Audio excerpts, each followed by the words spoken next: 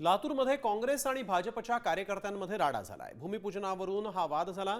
भूमिपूजनासाठी आमदार अमित देशमुख आले होते आणि यावेळेस भूमिपूजनाला भाजप शहराध्यक्ष अजित कवेकर यांनी विरोध केला। यावेळेस दोन्ही पक्षाचे कार्यकर्ते हे आमने-सामने आले।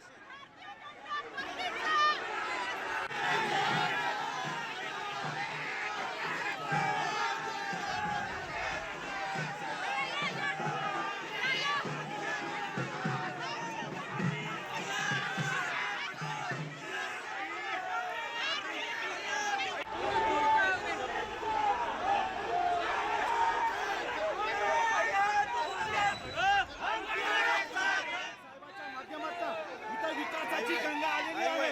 या विकासाच्या कामामध्ये या ठिकाणी भाजप खोड घालत आहे। या ठिकाणी विकास कामाचे आदेश असताना सुद्धा या ठिकाणी काम रोखण्याचे काम, या ठिकाणी नागरिकांना वेठीस धरण्याचे काम या ठिकाणी भाजपचे कार्यकर्ते करत आहेत। या लातूरच्या संस्कृतीला आजपर्यंत कधी